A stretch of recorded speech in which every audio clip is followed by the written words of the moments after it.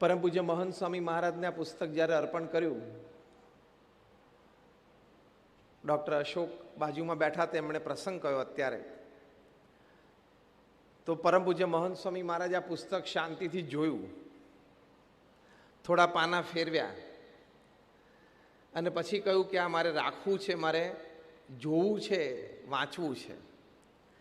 અને એક અઠવાડિયા સુધી મહંત સ્વામી મહારાજે આ પુસ્તક રાખ્યું અને પછી આ પુસ્તકને મહંત સ્વામી મહારાજે હાર પહેરાવ્યો.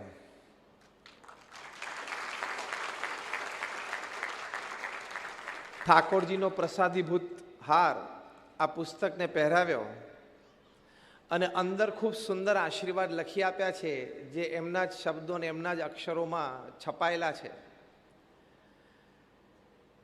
મહંત સ્વામી મહારાજે એક જ વાક્ય લખ્યું છે કે સત્સંગનું ગર્ભાવસ્થા વખતે વાંચન કરવું, બીજું નહીં, જે આપણે અત્યારે જોઈ રહ્યા છે. સત્સંગનું ગર્ભ સંસ્કાર અને વખતે વાંચન રાખવું, બીજું નહીં, આશીર્વાદ છે. 6/2/2022 સાધુ કેશવ જીવનદાસના જય સ્વામિનારાયણ. એટલે પરમ પૂજ્ય મહંત સ્વામી મહારાજના આશીર્વાદ છે, કારણ કે આપણી આ સનાતન સંસ્કૃતિ છે. આપણા સત્શાસ્ત્રોમાં 16 સંસ્કારની વાતો છે.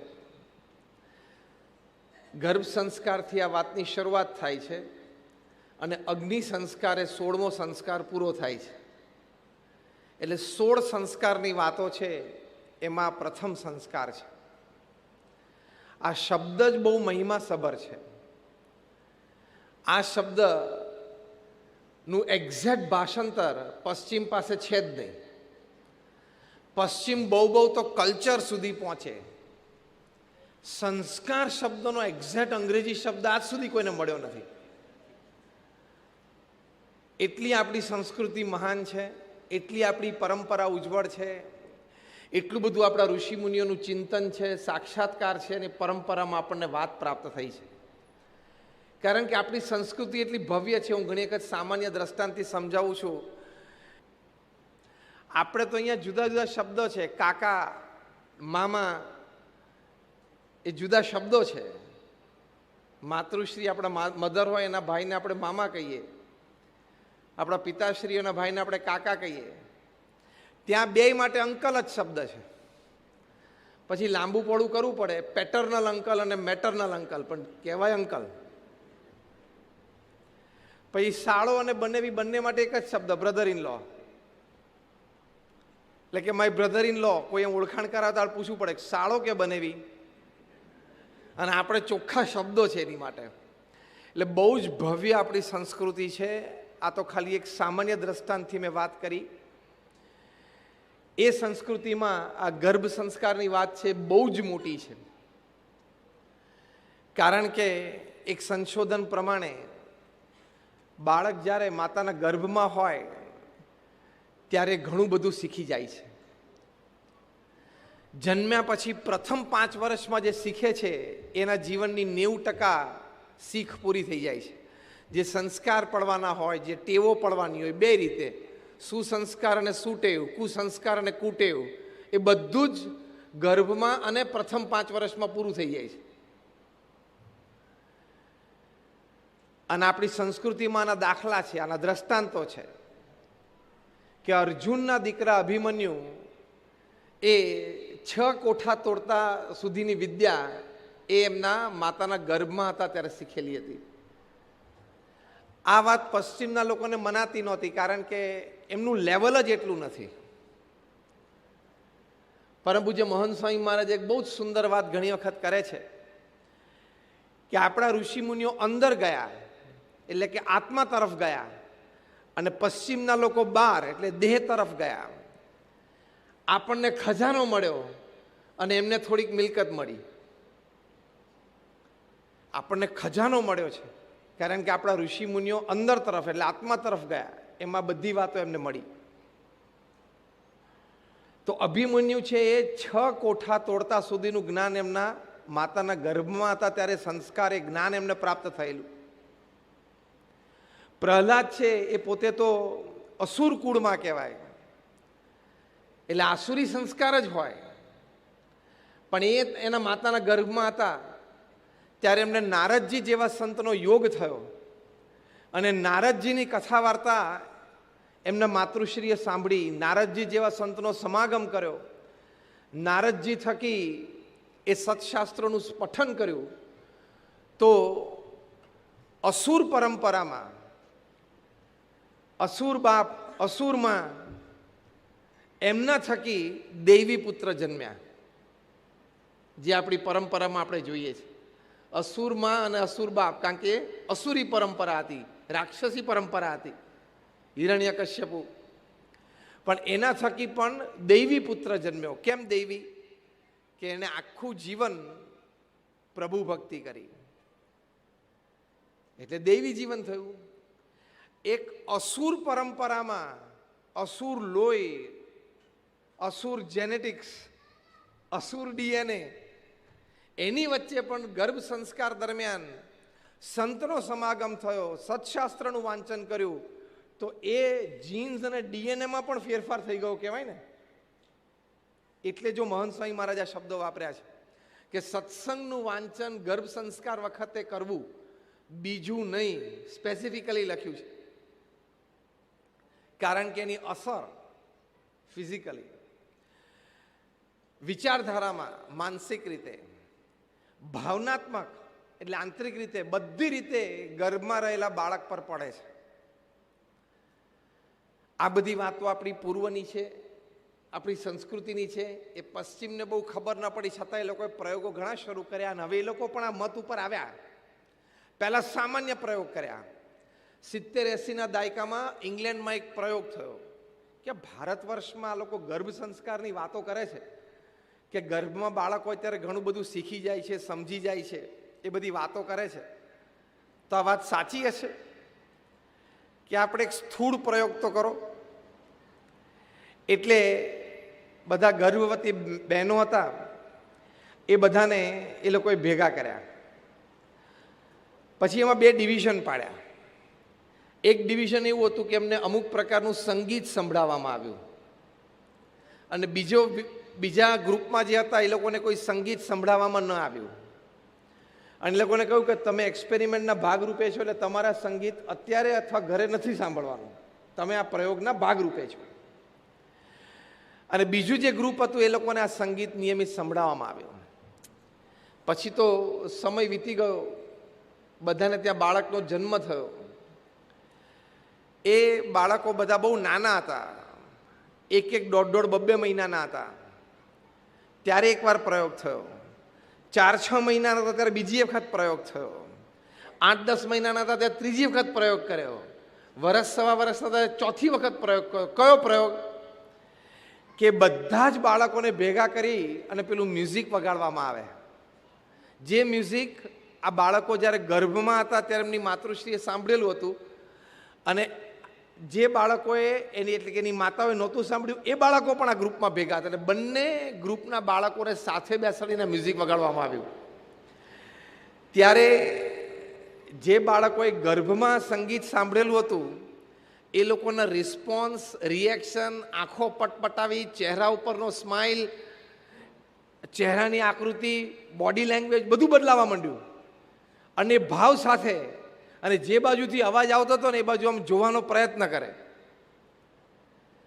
એટલે પકડાયું કે આ બાળક એમ કહે છે અથવા તો એક્સપ્રેસ કરે છે કે મેં આ પહેલાં સાંભળેલું છે, I have heard this before. અને જે બાળકોએ ગર્ભ સંસ્કાર દરમિયાન આ સંગીત નહીં સાંભળેલું એ લોકો એમને આમ બેસી રહેલા, જાણે સંગીત વાગતું જ નથી. કોઈક અવાજ થતો હોય બહાર, એવો અવાજ થાય છે. દરેક અવાજને તો બાળક આમ રિસ્પોન્સ આપતું ના હોય, એ તો એના રમકડામાં હોય. આ બધાને રમકડા આપેલા રમવા માટે. પણ જ્યારે 1-1.25 મહિનાની આ બાળકોની ઉંમર હતી ત્યારે એ લોકોના ફેશિયલ એક્સપ્રેશન્સ, આંખો પટપટાવી એ જોયું. પછી જ્યારે 4-6 મહિનાના થયા એ લોકોને બધાના હાથમાં રમકડા આપ્યા અને એ પ્રયોગ સાથે કે કયું રમકડું એને સૌથી વધારે ગમે છે, આમ 3-4 રમકડા આપે પછી કે આ રમકડું વારે વારે રમે છે, એવું બધા 30-40 બાળકો માટે આ પ્રોસેસ થયો. એટલે એનું મનગમતું રમકડું હાથમાં આપી પછી પેલું સંગીત ચાલુ કર્યું. તો જે બાળકોએ ગર્ભ વખતે આ સંગીત સાંભળેલું એ લોકોએ મનગમતું રમકડું બાજુ પર મૂકીને સંગીત સાંભળવા લાગ્યા, અને જે બાળકોએ નહોતું સાંભળ્યું એ લોકો રમકડા સાથે રમવાનું ચાલુ રાખ્યું. પછી જ્યારે 1 વર્ષના થયા ત્યારે ફરી વખત ભેગા કર્યા અને ફરી વખત પેલું સંગીત વગાડ્યું. ત્યારે જે બાળકોએ ગર્ભમાં સંગીત સાંભળેલું એ બાળકોએ સંગીત ભેગું ભેગું ગાવા માંડ્યા, રિધમ આપવા માંડ્યા. અને જે બાળકોએ સંગીત નહોતું સાંભળ્યું એને કોઈ રિસ્પોન્સ ના આપ્યો. એટલે આ બાળકોને જેને ગર્ભમાં સંગીત સાંભળેલું હતું એ લોકોને 1-1.5 મહિનો થયો ત્યારે પણ જન્મ્યા પછી એક પ્રયોગ થયો છે, 4-6 મહિને પણ એક પ્રયોગ થયો છે, 10 મહિને 12 મહિને પણ એક પ્રયોગ થયો છે. એટલે આ ત્રણેય પ્રયોગ પરથી બહુ સ્પષ્ટ તારણ આવ્યું કે એ ગર્ભમાં શીખે છે, એને સંસ્કાર પડે છે, એ જે કંઈ વાત સાંભળે છે, જે કંઈ વાત એના માતૃશ્રી તે વખતે વાંચે છે. એટલે મહંત સ્વામી મહારાજે લખ્યું કે સત્સંગનું વાંચન કરવું, સત્સંગનું ગર્ભ સંસ્કાર વખતે વાંચન રાખવું. કારણ કે સત્સંગનું વાંચન કરે તેમાં અનેક પ્રકારના સંસ્કાર, સદગુણ, સુટેવો, સદવિચાર, સદપ્રવૃત્તિની વાતો આવતી હોય, ભગવાનના ભક્તોના ચરિત્ર આવતા હોય, ભગવાન અને સંતના ઉપદેશ વાક્ય આવતા હોય, ભગવાન અને સંતના અભિપ્રાય, અભિગમો, વિચારધારા, વર્તણૂક એ આવતા હોય. એટલે એ બધા જ સંસ્કાર આ બાળકમાં ધરબાઈ જાય છે. એટલે આ પ્રયોગ પરથી વાત સાચી કે જ્યારે બાળક ગર્ભમાં હોય ત્યારે એનું જતન ખૂબ સારી રીતે કરવું જોઈએ. ફિઝિકલ જતન તો બધા કરતા હોય, પણ આ ઇમોશનલ છે. ઇમોશનલ કરતાં પણ આગળ છે સંસ્કાર, અધ્યાત્મની વાત છે. એટલે આ પુસ્તકમાં લખ્યું છે કે આધ્યાત્મિક અને મનોવૈજ્ઞાનિક અભિગમ, આધ્યાત્મિક અને મનોવૈજ્ઞાનિક અભિગમ એટલે કે સ્પિરિચ્યુઅલ એન્ડ સાયકોલોજીકલ કઈ પ્રકારની એક્ટિવિટીઝ કરવાની છે એવું 90 એક્ટિવિટીઝ લખી છે. એમાં હું અનુક્રમણિકા વાંચતો હતો અત્યારે. એમાં બીજી પ્રવૃત્તિ લખી છે સૂર્ય નમસ્કાર લખી છે ને, સૂર્ય નમસ્કાર. પહેલી પ્રાર્થના લખી છે, બીજી સૂર્ય નમસ્કાર લખી છે, પછી તો 90 બધી પ્રવૃત્તિ લખી છે. તો બાળક જ્યારે ગર્ભમાં હોય ત્યારે ખાલી માતા નહીં પણ ઘરમાં એવું વાતાવરણ હોય કે ઘરના બધા જ સભ્યો સાથે રહીને સમૂહ પ્રાર્થના કરે, જેને પ્રમુખ સ્વામી મહારાજ ઘર સભા કહેતા. તો એનાથી બાળકમાં આવા સંસ્કાર પડે છે, સત્યનિષ્ઠાના સંસ્કાર, સેવાના સંસ્કાર, સદગુણના સંસ્કાર, સુટેવોના સંસ્કાર, માતા પિતાની સેવા, માતા પિતાનો આદર એ સંસ્કાર, જૂઠું ન બોલવું એ સંસ્કાર, ચોરી ન કરવી એ સંસ્કાર. આ બધા જ સંસ્કાર એ બાળકને ગર્ભમાં પ્રાપ્ત થાય છે જો આ સમય દરમિયાન માતા અને એટલે કે જે સ્ત્રી જન્મ આપવાની છે તે અને કુટુંબીજનો બધા જ નિત્ય ઘર સભા કરે. ઘર સભામાં પ્રમુખ સ્વામી મહારાજ કહેતા કે પ્રથમ 5 મિનિટ બધા સાથે બેસીને ભગવાનનું નામ સ્મરણ કરવું, જે પણ ભગવાનમાં આપણે માનતા હોઈએ. બીજી 10 મિનિટ આપણે આવા સદગ્રંથોનું વાંચન કરવું, રામાયણ હોય, મહાભારત હોય, શ્રીમદ ભગવદ્ ગીતા હોય, પ્રમુખ સ્વામી મહારાજ જેવા મહાન સંતનું જીવન ચરિત્ર હોય. તો એના દરેક પ્રસંગો પરથી આવી અનેક વાતો એને શીખવા મળે. પછી 5-10 મિનિટ ઘરમાં બધા સભ્યોએ ચર્ચા કરવી, કોને શું વાત ગમી, કઈ વાત સારી લાગી. અને પછી ડેઝ હેપનિંગ્સ, દિવસમાં જે કંઈ વાત બની હોય એકબીજા સાથે શેર કરવાની, આત્મીયતા, સુરતભાવ વધે. આને પ્રમુખ સ્વામી મહારાજ ઘર સભા કહેતા. પ્રમુખ સ્વામી મહારાજ કહેતા ઘર સભાથી વિશ્વ શાંતિ થશે, ઘર સભાથી વિશ્વ શાંતિ થશે. આ વાત ડૉક્ટર એપીજે અબ્દુલ કલામે જ્યારે ટ્રાન્સેન્ડન્સ પુસ્તક લખ્યું અને પ્રમુખ સ્વામી મહારાજને અર્પણ કરવા માટે 2015ની સાલમાં જુલાઈ મહિનામાં ત્યાં સારંગપુર પધાર્યા, તે વખતે એમણે આવી સત્સંગ સભામાં વિમોચન પ્રસંગે ખૂબ સુંદર વાત કરેલી. એમણે કહેલું કે the beauty of character gives harmony in the family. Harmonized families, they come together to make strong societies. Strong societies, they come together to bring law and order in the nation. And law and order in the nations bring world peace. બહુ જ સુંદર ક્રમ એમને પોતાના અનુભવ પરથી વર્ણવેલો. કલામ સાહેબે કીધું, હું એનું ગુજરાતી ભાષાંતર કરું છું કે વ્યક્તિના ચારિત્રનું ઘડતર એ પરિવારમાં સંવાદિતતા લાવે છે. સંવાદિત પરિવારો ભેગા થાય એટલે સમાજ સક્ષમ બને છે. સક્ષમ સમાજો ભેગા થાય એટલે દેશમાં કાયદા કાનૂન પડે છે, અને કાયદા કાનૂન પાડતા દેશો ભેગા થાય એટલે વિશ્વ શાંતિ સ્થપાય. એટલે વિશ્વ શાંતિની શરૂઆત વ્યક્તિના ચારિત્રથી થાય છે. આપણે હજી એના કરતાં એક સ્ટેપ આગળ જઈએ છીએ, ગર્ભ સંસ્કારથી થાય છે. કારણ કે ગર્ભ સંસ્કાર પછી ચારિત્રની વાત શરૂ થાય છે. Even the foundation of character is ગર્ભ સંસ્કાર. કેરેક્ટર તો જ્યારે એ પૃથ્વી ઉપર જન્મ લે, સમજણો થાય, પછી જે પોતાની ચોઇસીસ હોય એની ઉપર એનું કેરેક્ટર નક્કી થાય છે.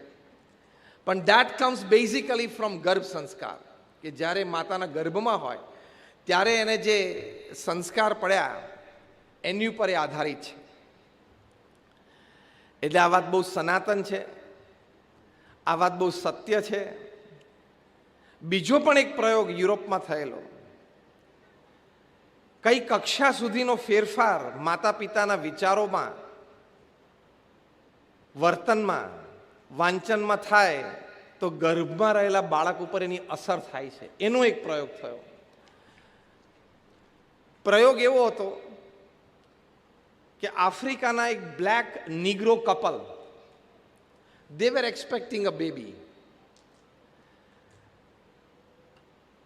પ્રયોગ ખાતર આ કપલને, બંને નિગ્રો, બંનેની 5-7 પેઢી તપાસી એટલે બધા બ્લેક નિગ્રોઝ હતા. એકદમ કાળી સ્કીન હોય અને પેલા વાંકડિયા વાળ હોય, ટિપિકલ આફ્રિકન નિગ્રો. કપલ બંને નિગ્રો હતા. એ લોકોની 5-5 પેઢીમાં બધા આફ્રિકન નિગ્રો હતા. અને એક કપલને લગ્ન થયા અને પછી થોડા સમય પછી દે વેર એક્સપેક્ટિંગ અ બેબી. આ લોકો પ્રયોગ માટે એ લોકોને આફ્રિકાથી યુરોપ લઈ આવ્યા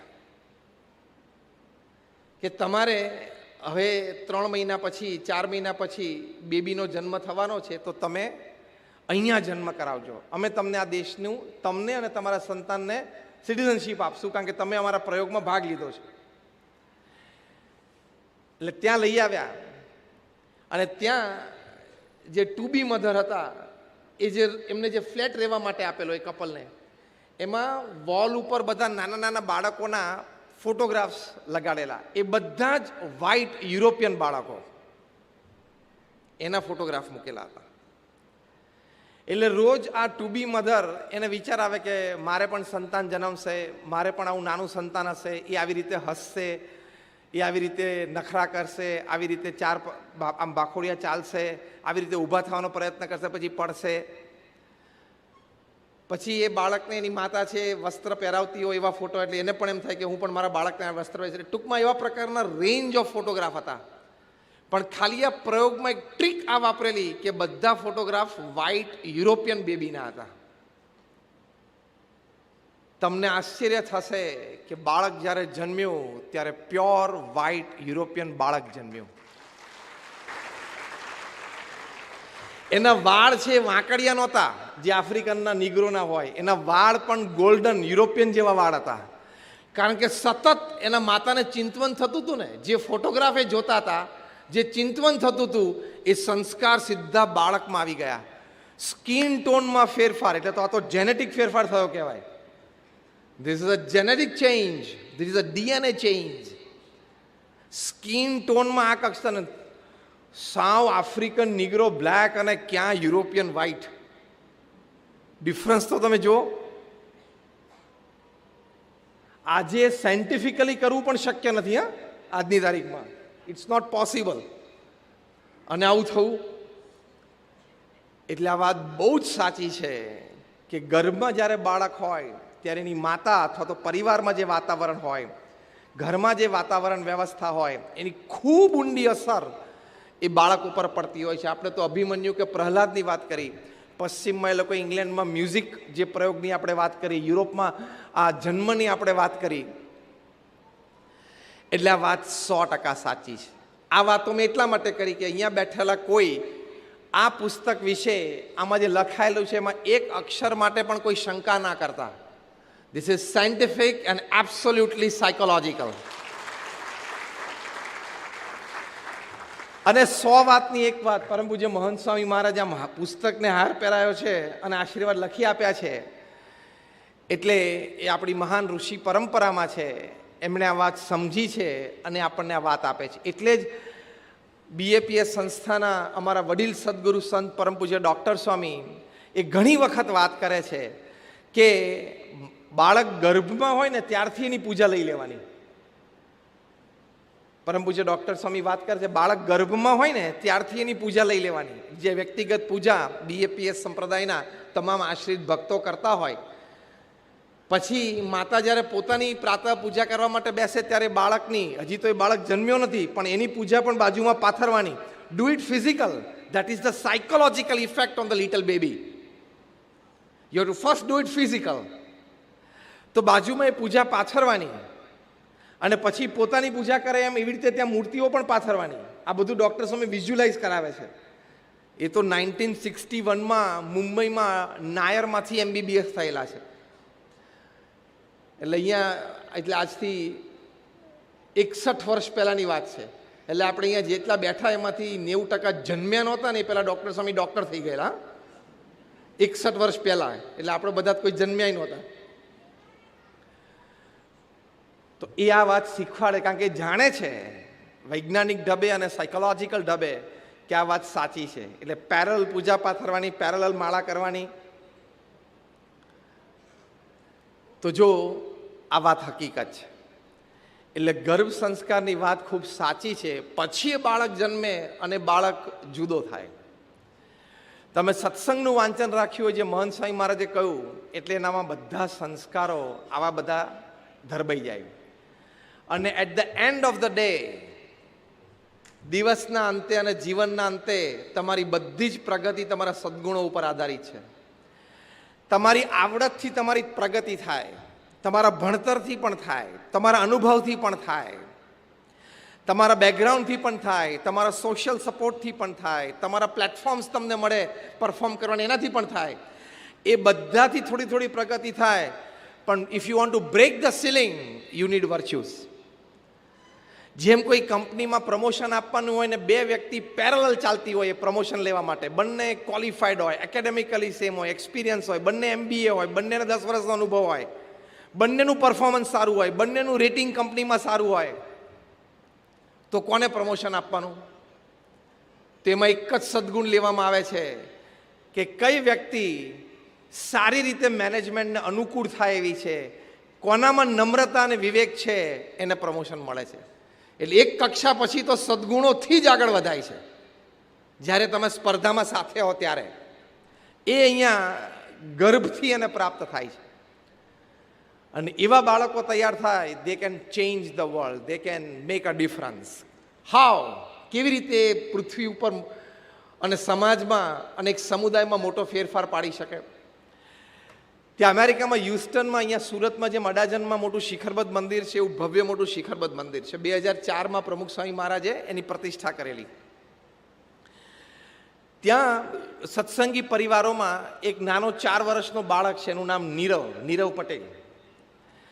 4 વર્ષનો બાળક તો સ્કૂલે જતો હોય, એટલે પેલું અંડર UKGમાં ભણતો હોય ને, નર્સરી જેવું આપણે કહીએ, પ્રી KG કહીએ, પ્લે ગ્રુપમાં, એમાં જતો હોય.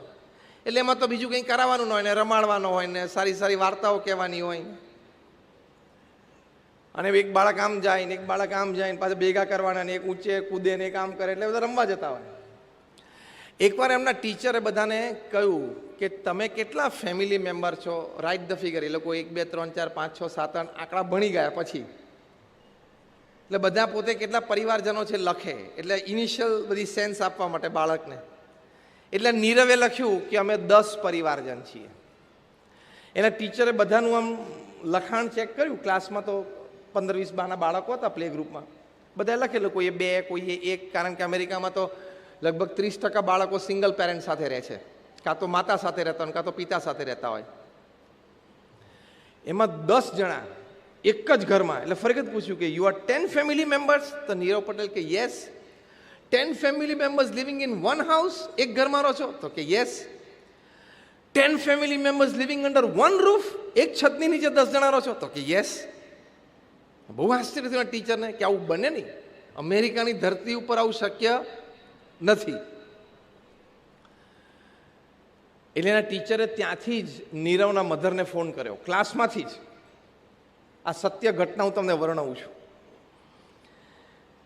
એના ટીચરનો ફોન આવે, એના માતૃશ્રી ઉપાડ્યો કે શું, કે અમે ક્લાસમાં આવી એક એક્સરસાઇઝ આપી અને એ એક્સરસાઇઝમાં બાળકોને તમારા ફેમિલી મેમ્બર કેટલા છે લખવાનું કહ્યું, તો આ બાળકે 10 લખ્યું છે. તો તમે 10 ફેમિલી મેમ્બર છો, ઘરમાં સાથે રહો છો? If 10 give me a count. કોણ કોણ એમ? એટલે નીરવના મધર કે ના ના અમે તો 4 જ છીએ. તો કે કોણ કોણ? તો કે આ નીરવ, એના ફાધર, હું અને નીરવની મોટી બેન, અમે 4 જ ફેમિલી મેમ્બર ઘરમાં છીએ. તો કે નીરવ તો 10 લખે છે. અને કે મેં 2 વખત પૂછ્યું એને કે આર યુ શ્યોર 10? ટીચર કે તો 2 વખત નીરવ કીધું કે yes ma'am, I am sure we are 10. એટલે એના મધરે કીધું કે નીરવને ફોન આપો. એટલે ક્લાસ ટીચરે નીરવને ફોન આપ્યો. એટલે એના મધરે એને પૂછ્યું કે બેટા આપણે તો ઘરમાં 4 જણા રહીએ છીએ, પપ્પા, હું, તું અને તારી બેન, તો આપણે 10 કેવી રીતે? તો કે મમ્મી યુ આર ફોરગેટિંગ. તો કે મમ્મી તું ભૂલે છે, dad, you, me, my sister 4. Then mom કે યસ, શ્રીજી મહારાજ, ગુણાતીયન સ્વામી, ભગતજી મહારાજ, શાસ્ત્રીજી મહારાજ, યોગીજી મહારાજ અને પ્રમુખ સ્વામી મહારાજ 6. એ 6 જણા આપણા ઘરમાં રહે છે. આપણે એમને ઘરમાં થાળ કરીએ છીએ, એમની આરતી ઉતારીએ છીએ, રોજ એ પૂજાના રૂમમાં બેસીને પૂજા કરીએ છીએ. આપણે પૂજામાં આવવાનું મંત્ર, એટલે આપણે પૂજામાં એમને બોલાવીએ ત્યારે આપણી પૂજામાં આવે છે. નાનો બાળક કે we call them in our puja and when we request them to go they go. નાના બાળકો તો બિચારા એની ભાષામાં બોલે કે આપણે જ્યારે બોલાવે છે ત્યારે આવે છે પૂજામાં, જ્યારે આપણે રિક્વેસ્ટ કરીએ તમે જાઓ ત્યારે જાય છે.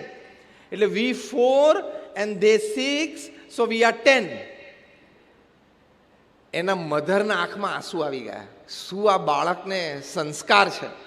આ કક્ષાનો વિચાર તો બોલો અત્યારે હું બોલ્યો ને, આપણને બધાને પહેલી વાર આવ્યો હશે કે આપણા ઘરમાં આ 6 ફેમિલી મેમ્બર ને હવે મોહન સ્વામી મહારાજ એટલે 7 આપણા ઘરમાં બીજા ફેમિલી મેમ્બર છે. રોજ થાળ કરીએ છીએ, આરતી ઉતારીએ છીએ, જગાડીએ છીએ, પોઢાડીએ છીએ. તો they are a living entity. ભગવાન અને સંત આપણા ઘરમાં એનું પ્રાગટ્ય છે ઘર મંદિરમાં. કઈ કક્ષાના આધ્યાત્મિક સંસ્કાર! એનું કારણ શું કે આ નીરવ અને ટૂંકમાં આખા પરિવારમાં 2-3 પેઢીથી આ સત્સંગ, BAPS સ્વામિનારાયણ સંપ્રદાયનો, અને ઘરમાં નિત્ય ઘર સભા. તો એ જ્યારે ગર્ભમાં તો ત્યારથી આ બધી વાતો એને સાંભળેલી, એટલે એને સંસ્કાર પડી ગયા. એના ટીચરના આંખમાં આંસુ આવી ગયા. નીરવને તેડી લીધો, નાનો 4 વર્ષનો બાળક. અને પછી જ્યારે પેરેન્ટ્સ ટીચર્સ મીટ થઈ, PTM થઈ, ત્યારે નીરવના પેરેન્ટ્સને, માતા પિતાને એમના ટીચરે સ્ટેજ ઉપર બોલાવ્યા અને તમામ એના ક્લાસના બાળકોના માતા પિતા બેઠા હતા, એમની ઓળખાણ કરાવી કે આવો પ્રસંગ અમારા ક્લાસમાં બન્યો અને આ માતા પિતા એમને આવા સંસ્કાર આપ્યા છે. આ સંસ્કાર લંડનમાં આપણા હરિભક્ત છે ડૉક્ટર નિલેશ, નિત્ય ઘર સભા કરે અને નાનપણથી બાળકોના બધા સંસ્કાર આપેલા. તો બાળકો માતા પિતાને પંચાંગ પ્રણામ કરીને સ્કૂલે જાય. તો પંચાંગ પ્રણામ કરવાની શરૂઆત કરી સત્સંગમાં સંસ્કારના ભાગરૂપે. સ્કૂલે જઈને એમના બ્રિટિશ ટીચર, વ્હાઇટ ટીચરો ને એને પંચાંગ પ્રણામ કરે તો પેલા ખસી જાય, vote are you doing, what are you doing, આમ કરતા કરતા ખસે. કારણ કે એને તો ખબર જ નહીં કે પંચાંગ પ્રણામ કહેવાય ત્યાં બ્રિટિશ ટીચરને. What are you doing, what are you doing એમ કરીને ખસી જાય થોડા. પછી આ લોકો કે my dad and my mom they taught me માતૃદેવો ભવ, પિતૃદેવો ભવ, આચાર્ય દેવો ભવ, સો યુ આર આચાર્ય. એટલે બ્રિટિશ ટીચર કે વોટ ડઝ ધેટ મીન? કારણ કે એને તો આચાર્ય શબ્દની ખબર જ નથી. એટલે પછી આ લોકો સમજાવે કે અમે ઘરે પણ માતા પિતાના રીતે પંચાંગ પ્રણામ કરીએ છીએ અને અમારે ટીચર ક્લાસરૂમમાં એન્ટર થાય એટલે ટીચરને પંચાંગ પ્રણામ કરીને પછી ક્લાસમાં બેસવાનું. બ્રિટનની ધરતી ઉપર આ સંસ્કાર પોસિબલ છે, પણ એનું કારણ કે જ્યારે ડૉક્ટર નિલેશ અને એમના પત્ની એમને આ બેબી એક્સપેક્ટેડ હતું ત્યારે એ લોકો નિત્ય ઘર સભા કરતા અને આ સત્સંગનું વાંચન કરતા. એટલે આ સંસ્કાર. એ ડૉક્ટર નિલેશ અને એમના પત્નીને પણ પેરેન્ટ્સ ટીચર્સ મીટમાં ટીચરે સ્ટેજ ઉપર બોલાવ્યા. સ્ટેજ ઉપરથી એમની ઓળખાણ કરાવી અને ઓળખાણ કરાવીને બધાને કહ્યું કે જો આવા સંસ્કાર એના માતા પિતાએ આ નાના બાળકને આપ્યા છે. અને પછી એના બ્રિટિશ ટીચરને મન થઈ ગયું એટલે ભલામણ કરી કે નીરવ કેન યુ કમ, એટલે અને નાના બાળકને કે can you come on the stage. અને પછી બાળક આવ્યો અને માતા પિતાને પંચાંગ પ્રણામ કર્યા, શિક્ષકને કર્યા. તો બધા ક્લાસમાં તો બધા જેવડા નાના નાના છોકરા છોકરીઓ બધા ઢીંગલા ઢીંગલી જેવડા, તો ત્યાં બ્રિટિશ છોકરા છોકરીઓને પણ આ બધું બહુ ગમી ગયું. તો આખો ક્લાસ ટીચરને પંચાંગ પ્રણામ કરે. ના ના, તો આખી સ્કૂલમાં એની છાપ પડી ગઈ અને આખી સ્કૂલમાં વાતાવરણ સ્પ્રેડ થયું કે સવારના પોરમાં ત્યાં તો સિસ્ટમ છે, આમ ઊભા ઊભા બોલે ગુડ મોર્નિંગ, સ્માઇલ વ્યવસ્થિત આપે, હા, સાચી ખોટી જે ગણવાય, પ્લાસ્ટિક, આયર્ન, કોપર, બ્રોન્ઝ, જે સ્માઇલ ગણો પણ એકવાર આપી દેવાની. એટલે કે good morning teacher, good morning એમ કરીને પછી બધા બોલે. પાછું આમ લહેકા હોય ને ભાર ક્યાંક આપવાનો ને ઓછું ક્યાંક બોલે. એ કરીને પછી બધા બાળકો ક્લાસમાં જે કંઈ 30-40 બાળકો હોય નાના, બધા પોતાના બેન્ચ પાસેથી આમ સેજ બહાર આવી અને ટીચરને પંચાંગ પ્રણામ કરે. બ્રિટિશ ટીચરોના આંખમાં આંસુ આવી ગયા. શું ભારતીય સંસ્કારો છે આ!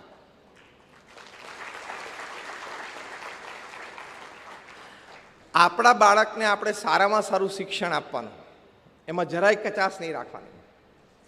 એનું ભવિષ્ય સુખી અને સમૃદ્ધ થાય એની માટે પૂર્ણ પ્રયત્ન કરવાનો, જે આપણે બંને કરીએ. શિક્ષણ અને ભવિષ્ય માટે આપણે કટિબદ્ધ છીએ, પણ સંસ્કાર આપવાના. કારણ કે મેં કહ્યું ને, એના જીવનમાં 22, 25, 28, 35, 40, 45 વર્ષે એક સ્ટેજ એવું આવશે કે જ્યારે એના સમકક્ષ ઘણા આજુબાજુ હશે. તે વખતે એની પ્રગતિ માટે એના સંસ્કાર કામ કરી જશે, એના વર્ચ્યુસ કામ કરી જશે. તે વખતે ભણતરમાં, અનુભવમાં એના સાથીઓ બધા આજુબાજુ જ હશે, ઇક્વલ હશે. એ વખતે એની સ્થૂળ પ્રગતિ, સમાજમાં પ્રતિષ્ઠા, એનું કારણ સંસ્કાર હશે. એનું જતન નાનપણથી થવું જોઈએ. બહુ જ સારા એજ્યુકેશનિસ્ટ હતા. એને એક વખત એક માતા મળવા માટે ગયા એના નાના 5 વર્ષના બાળકને લઈને કે મારે આને ખૂબ સારા સંસ્કાર આપવા છે, તમે મને કંઈક સુઝાડો, તમે મને કંઈક માર્ગદર્શન આપો. એટલે પેલા શિક્ષણવિદે કહ્યું કે વોટ ઇઝ હિઝ એજ, એની ઉંમર કેટલી થઈ? એટલે આ બેને કહ્યું કે મારા દીકરાની ઉંમર 5 વર્ષની થઈ. એટલે પેલા શિક્ષણવિદે કીધું કે સંસ્કાર ભણતરની ઉંમર એની પૂરી થઈ ગઈ છે. હવે એને જે સબ્જેક્ટ્સ ભણવાના છે, વિષયો ભણવાના છે, આર્ટ્સ, કોમર્સ, સાયન્સ ભણવાનું છે, બધું ભણશે. સંસ્કાર માટેની એની ઉંમર પૂરી થઈ ગઈ છે 5 વર્ષે. એટલે જે પ્રિન્ટ પડવાની હતી ને મગજમાં બધી, એ બધી પડી ગઈ છે. બોલવા, ચાલવા, ઉઠવા, બેસવાની રીત, વ્યક્ત થવાની રીત, નમ્રતા, વિવેક, સંસ્કાર, બધું પૂરું થઈ ગયું છે.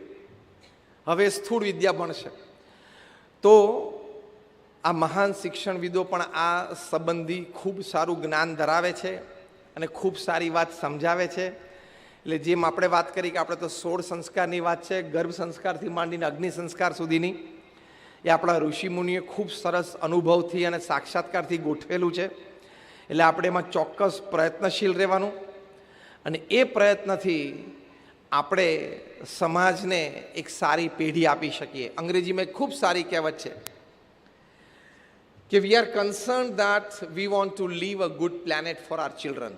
આપણને સતત વિચાર છે કે મારે એક સારી દુનિયા મારા બાળક માટે છોડીને જવી છે, એટલે કે બાળકને એક સારું ભવિષ્ય આપવું છે.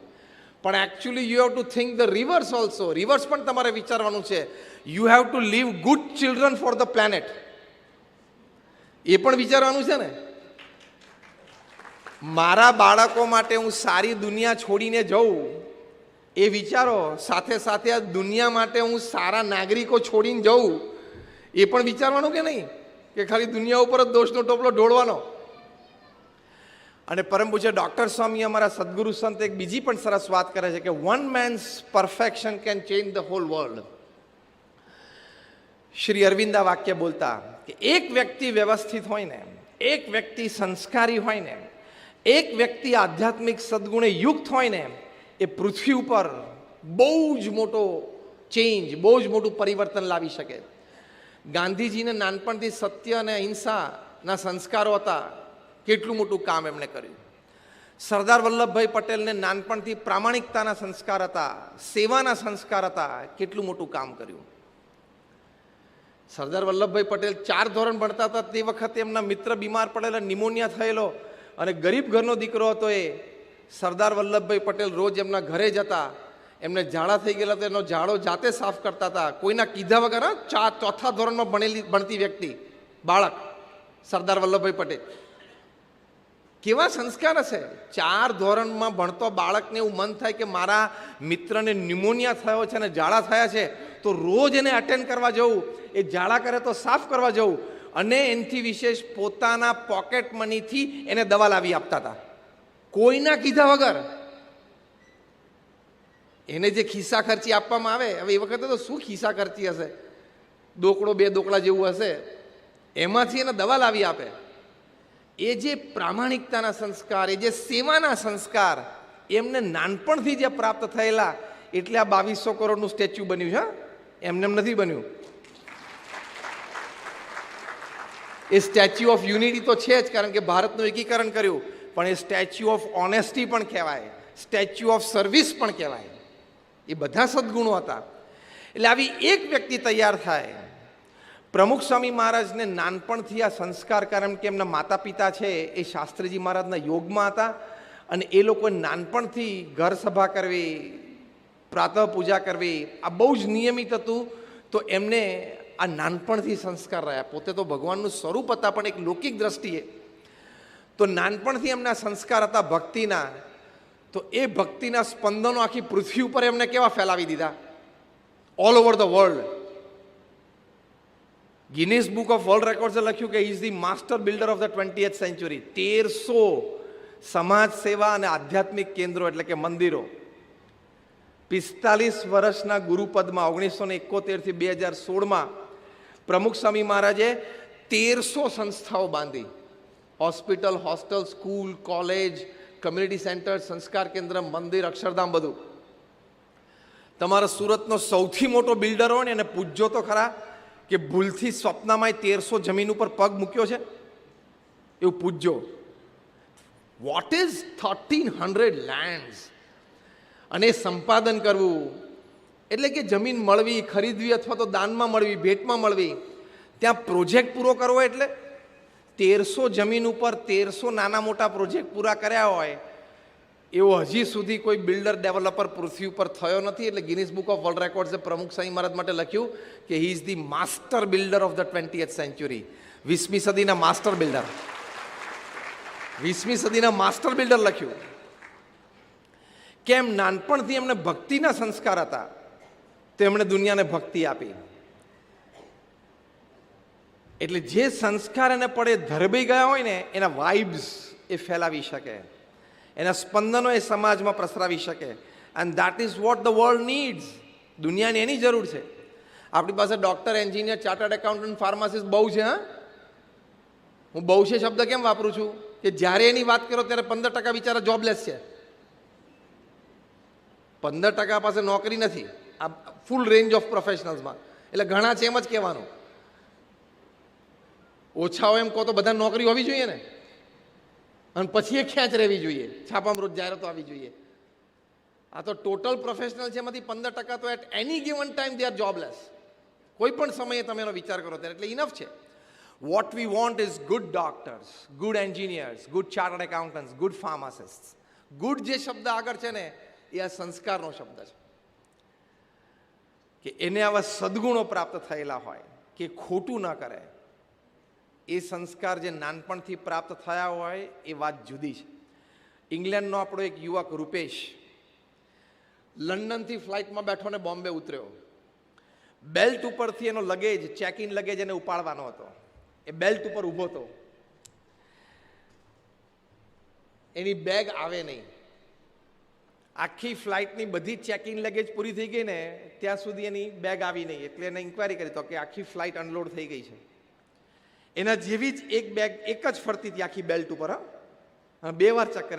એટલે એને ખબર પડી ગઈ કે આ બેગ મારા જેવી જ છે, મારી નથી. એનો મતલબ કે આ બેગનો જે માલિક છે ને ભૂલથી મારી બેગ લઈ ગયો છે, એટલું નક્કી થયું. એટલે એણે પણ એ બેગ લીધી એ હેતુથી કે હું ક્યાંક એનો જો સંપર્ક કરી શકું આ બેગ ખોલીને.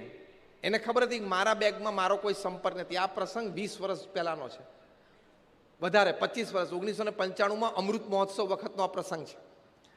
એટલે એને ખબર હતી કે મેં કંઈ મારું વિઝિટિંગ કાર્ડ કે કોન્ટેક્ટ નંબર કે કંઈ રાખે, એની રીતે મોબાઈલ ફોન હતા પણ નહીં. એટલે મારા બેગમાં તો મારો કોઈ સંપર્ક ડિટેલ છે જ નહીં, ખાલી મારું લેપટોપ ને થોડા પૈસા છે. કદાચ એની બેગમાંથી એનો કોઈ સંપર્ક ડિટેલ નીકળે તો એનો સંપર્ક કરી શકું. અને જો આ બેગ અહીંયા રહેવા દઉં તો આ લોકો એરપોર્ટ ઓથોરિટી બેગ લેશે અને એનો સંપર્ક કરીને બેગ પહોંચાડશે, પણ મારી બેગ એની પાસે જ રહી જશે. એ હેતુથી એણે બેગ લીધી. અને પછી તપાસ ખોલી તો અંદર જે લેપટોપ હતું ને એ પોતાના લેપટોપ કરતાં ઘણું સારું હતું. અંદર 50,000 રૂપીઝના પ્રમાણમાં જે પાઉન્ડ્સ હતા એ પ્રમાણે પાઉન્ડ અંદર હતા. અંદર એક બે નાની ગોલ્ડ આઇટમ હતી. તો આપણને એમ થાય ને કે બસ મારી બેગ તને ભેટ અને તારી બેગ મને ભેટ.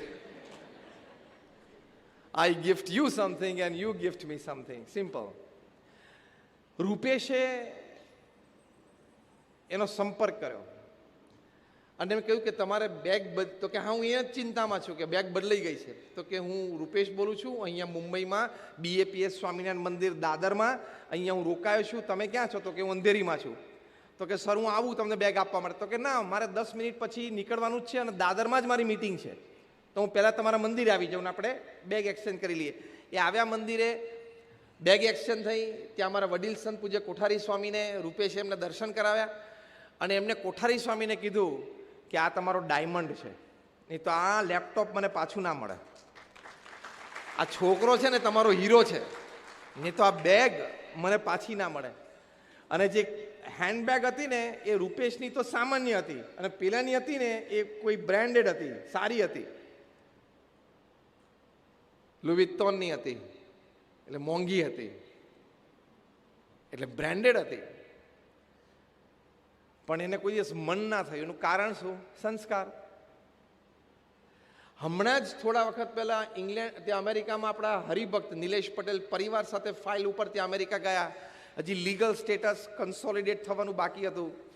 એક શોપ પર જોબમાં જોડાયેલા, રિટેલ કાઉન્ટર ઉપર ઊભા રહેલા, કારણ કે કારકિર્દીની શરૂઆત હતી અમેરિકામાં ને ઓછું ભણેલા હતા, પણ ફાઇલ બ્લડ લાઇન ઉપર એ લોકો અમેરિકા પહોંચ્યા. ત્યાં લોટરી મળે, લોટરીની ટિકિટ આપવાની હોય. એક વ્હાઇટ અમેરિકન લેડી 60-65 વર્ષની ઉંમર દર અઠવાડિયે નિલેશ પાસેથી ટિકિટ લેવા માટે આવે અને નિલેશ સાથે નામથી પરિચય લે કે Nilesh give me a ticket and a cup of coffee એમ કરીને જઈને ખુરશી ઉપર બેસી જાય. પાર્કિંગમાંથી આવે, નિલેશને હાઈ કરે, આવું બોલીને બેસી જાય. એટલે નિલેશ એમને ત્યાં જઈને એક લોટરીની ટિકિટ આપે, એની સામે જે $1 કે $2 લેવાનો એ લઈ લે અને કપ ઓફ કોફી આપે, પી લે અને પછી બાય નીકળી જાય. પછી રવિવારે જ્યારે ટિકિટ ખુલે ને ત્યારે પાછી કોફી પીવા આવે ને એટલે નિલેશના ટેબલ ઉપર મૂકે ટિકિટ કે Nilesh check I am lucky or not એમ કરીને બેસી જાય. Give me a cup of coffee એમ કરીને ત્યાં બેસી જાય.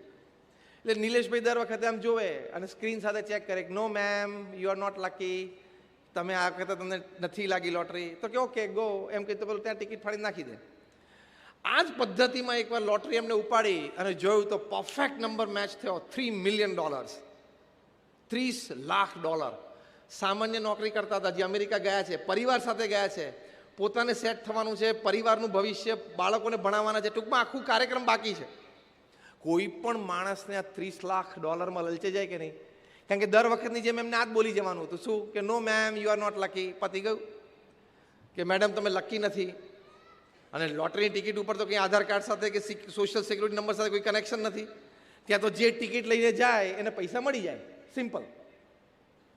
અમેરિકામાં કે સોશિયલ સિક્યુરિટી નંબર જેમ આપણે આધાર કાર્ડ છે એમ ત્યાં સોશિયલ સિક્યુરિટી નંબર છે કે લોટરી સાથે લિંક ના હોય.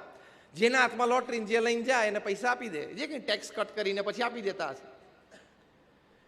નિલેશભાઈ ખાલી એટલું જ બોલવાનું કે no ma'am you are not lucky એમ કંઈ ડ્રોવરમાં ટિકિટ મૂકી દેવાની હતી. પેલા બેન તો 20-25 ફૂટ દૂર બેઠા હોય અને કોફી પીતા હોય અને પછી બીજા દિવસે ટિકિટ લઈને જાય એટલે એને $30 લાખ મળવાના હતા. નિલેશના વિચાર ના આવ્યો. એમણે જઈને દોડીને સીધા એ લેડીને કીધું કે ma'am you are lucky, you got a jackpot. તમને જેકપોટ લાગી ગયો છે, લોટરી લાગી ગઈ છે, $3 million. એટલે પેલા બેન ખુશ થઈ ગયા. એમણે પૂછ્યું નિલેશને કે નિલેશ તે મને દર વખતે જેમ જવાબ આપી દીધો હોત અને ત્યાં લોટરી રાખી લીધી હોત તો મને ક્યાં ખબર પડવાની હતી? ત્યારે નિલેશે કીધું કે ma'am I am born with BAPS સંસ્કાર. હું જન્મ્યો છું BAPSના સંસ્કારથી.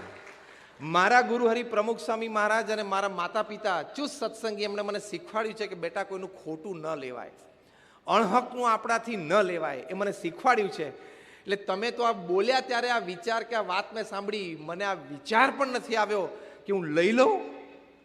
એ જે વિચાર નથી આવ્યો ને એને કહેવાય સંસ્કાર. એટલે આજે 10,000 માઇલ દૂર શનિવારે સવારે આપણે આ પ્રસંગ સાંભળીને આપણે બધા ખુશ થયા અને તાલી પાડીને થોડીક આપણને પ્રેરણા મળી. તો આવા સંસ્કારથી તમારા સંતાનો મોટા થાય ને એની કિંમત છે. બાકી તો 55% MBA થઈ જાય છે, 55% કોમ્પ્યુટર એન્જિનિયર થઈ જાય છે અને 55% ગમે તે એન્જિનિયરિંગમાં આખી ઇન્ડિયામાં ગમે ત્યાં એડમિશન મળી જ જાય છે. ડિગ્રી 2 હાથમાં આવી જશે, એનાથી કોઈ ફેર પડતો નથી. બુદ્ધિ આવડત હોશિયારી હશે એનાથી થોડોક ફેર પડે છે, અનુભવ હશે એનાથી થોડો વધારે ફેર પડશે, પણ મુખ્ય તફાવત તો સંસ્કારથી જ પડશે. આપણે નથી કહેતા ઘણી વખત માણસ સારો નહીં વાંધો આવે, કોઈ માણસ માટે આપણે એમ નથી કહેતા ના તું એને પૈસા આપ મારી જવાબદારી, એવું કેમ બોલી શકીએ છીએ? એની બુદ્ધિ ઉપર વિશ્વાસ છે એટલે નહીં, આપણને વિશ્વાસ એના સંસ્કાર ઉપર છે ને, એટલે કોકની માટે આપણે આવું બોલીએ છીએ ને. કોક આપણને કોક વ્યક્તિ માટે માર્કેટમાં અભિપ્રાય પૂછે કે ભાઈ આનું કેવું, તો આપણે કોકની માટે શું બોલીએ કે ના માણસ ઓકે છે, નહીં વાંધો આવે. એ માણસ ઓકે છે આપણે કેમ બોલીએ છીએ? એની બુદ્ધિના કારણે, એના અનુભવના કારણે, એની ધંધાકીય હોશિયારી બાબતે.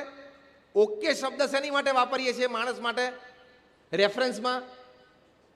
એના સંસ્કાર માટે, કે માણસ ઓકે છે. એ જે ઓકે વાપરે છે ને સંસ્કાર માટે વાપરીએ છીએ, બીજી માટે નહીં. અને કોક માટે આપણને કોક પૂછે બજારમાં કેવું પડછાયામાં ના આવીશ તું એના, એવું નથી કહેતા ના કે માણસ તો આમ પહેરે, કપડે બપડે, ગાડી બધું વ્યવસ્થિત લાગે છે, બધું વ્યવસ્થિત છે, ગાડી મોટી છે, કપડાં સારા છે, પણ એના સંસ્કાર ને એની આદતો ને એની વૃત્તિ ખરાબ છે. એટલે તું એની જો ધંધો કરતા પહેલા 5 વાર વિચારજે. કોકને કહીએ છીએ ને આપણે કોકની માટે, એટલે ગાડી આટલી મોટી, કપડાં આટલા બ્રેન્ડેડ પહેરે, પૈસા આટલા બધા, તો એની માટે અભિપ્રાય કેમ ખોટો? એ અભિપ્રાય ખોટો શેનો છે? એના સંસ્કારનો. એટલે કિંમત તો વ્યક્તિની સંસ્કારની જ થાય છે. પ્રમુખ સ્વામી મહારાજ 5 ધોરણ ભણેલા, બ્રિટિશ પાર્લામેન્ટ સ્વાગત કરે એમને, સ્ટેન્ડિંગ ઓવેશન સાથે કરે. કેનેડાની પાર્લામેન્ટમાં 450 સાંસદો ઊભા થઈ જાય. 5 ધોરણ ભણેલી વ્યક્તિ, ભગવા કપડાં પહેરેલી વ્યક્તિ, એક શબ્દ, એક વાક્ય અંગ્રેજીનું ના બોલી શકે. એ પ્રમુખ સ્વામી મહારાજનું કેનેડાની પાર્લામેન્ટમાં ભવ્ય સન્માન, કેન્યાની પાર્લામેન્ટમાં ભવ્ય સન્માન, અમેરિકાના શહેરોમાં 30 થી 40 શહેરોમાં પ્રમુખ સ્વામી મહારાજને કી ટુ ધ સિટી. એનું કારણ શું? સંસ્કાર, સદગુણ.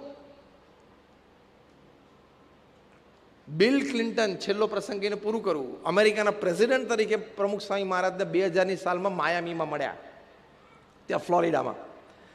22 મિનિટની આ મુલાકાત થઈ બંને મહાનુભાવો વચ્ચે. 22 મિનિટની મુલાકાત પછી બિલ ક્લિન્ટન બોલ્યા કે I haven't seen such eyes, such expressive and full of integrity in my life. મેં મારી જિંદગીમાં આટલી પ્રભાવશાળી આંખો, અને જે આંખોમાં ઇન્ટિગ્રિટી એટલે પ્રામાણિકતા, વફાદારી, કાર્યનિષ્ઠા, બધાને સાથે લઈને ચાલવાની ભાવના, આ મેં ક્યારેય જોયું નથી. એક તો અમેરિકાના પ્રેસિડેન્ટ કોઈથી ઇમ્પ્રેસ ના થાય, કારણ કે દુનિયાનો રાજા છે. દુનિયાની 50 મોટી સંસ્થા, વર્લ્ડ બેંક, યુનો, ઇન્ટરનેશનલ મોનિટરી ફંડ, આ બધી અમેરિકાના ફંડ ઉપર ચાલે છે. અમેરિકાનો ડોલર પાવર બંધ કરી દે ને આ બધાને, એટલે 50 મોટી સંસ્થા દુનિયામાં બધાની હવા નીકળી જાય. અને અમેરિકાનો R&D પાવર, એનો મિલિટરી પાવર ટ્રેમેન્ડસ છે. એનો પ્રમુખ કોઈથી ઇમ્પ્રેસ થાય? પણ આ ઇમ્પ્રેસ થયો. અને ઇમ્પ્રેસ થાય એટલું નહીં, પાછા વ્યક્ત થાય. નહીં તો ઘણી વખત ઇમ્પ્રેસ થાય પણ વ્યક્ત ના થાય, કારણ વચ્ચે ઈગો આવી જાય. આ બાજુ અમેરિકાના બિલ ક્લિન્ટન, કેરિઝમેટિક પ્રેસિડેન્ટ. અમેરિકાના તમે પ્રથમ 5 પ્રેસિડેન્ટ લો, George Washington, John F Kennedy, Ronald Reagan, Abraham Lincoln, એ કક્ષામાં બિલ ક્લિન્ટન આવે. 6 ફૂટ 2 ઇંચની હાઇટ, ટોલ, એકદમ બ્રોડ ચેસ્ટેડ, એકદમ સ્માર્ટ, કેટલા હેન્ડસમ દેખાય છે. બિલ ક્લિન્ટન જ્યારે પ્રેસિડેન્ટ હતા ને, એમની ઉંમર 70 વર્ષની હતી, પણ તમને લાગે શું હેન્ડસમ પર્સનાલિટી છે, લાગે કે અમેરિકાના પ્રેસિડેન્ટ છે.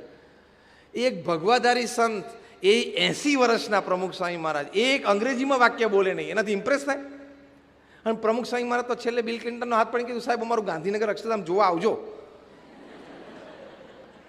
કારણ કે પ્રમુખ સ્વામી ગુજરાતી બોલતા હતા, અંગ્રેજી એક શબ્દ બોલે નહીં. વચ્ચે અમારા અમૃતનંદન સ્વામી હતા, એ ભાષાંતર દુભ્યાસિયા તરીકે. પ્રમુખ સ્વામી ગુજરાતી બોલે, ઇંગ્લિશ કરે. બિલ ક્લિન્ટન ઇંગ્લિશ બોલે, પ્રમુખ સ્વામી મહારાજ માટે ગુજરાતી કરે. એટલે 22 મિનિટની મુલાકાતમાં આમ તો 8 મિનિટની જ ગણવાની, 2 વે ચાલતું હતું. એટલે પ્રમુખ સ્વામી મહારાજે બહુ પ્રેમથી બિલ ક્લિન્ટનનો હાથ પકડીને કહ્યું, સાહેબ અમારું અક્ષરધામ જોવા માટે આવજો. જ્યારે અમૃતનંદન સ્વામી કીધું કે he is inviting you to visit our Swaminarayan Akshardham at Gandhinagar, Bill Clinton તરત બોલ્યા, અમેરિકાના પ્રેસિડેન્ટ તરત જ બોલ્યા કે when he is inviting I will come. એ જ્યારે ઇન્વાઇટ કરે છે હું આવીશ, અને આવ્યા. આ સંસ્કારની ઇમ્પેક્ટ. બાકી અમેરિકાના પ્રમુખ ઇમ્પ્રેસ થાય એવું લૌકિક દ્રષ્ટિએ કાંઈ પ્રમુખ સ્વામી મહારાજમાં સ્થૂળ દેખાય નહીં. કપડાથી માંડીને, વાણીથી માંડીને, ભાષાથી માંડીને, ઉંમરથી માંડીને બધું એક જ મુલાકાતમાં ઇમ્પ્રેસ. એવા તો કેટલા મહાનુભાવોના પ્રસંગો છે.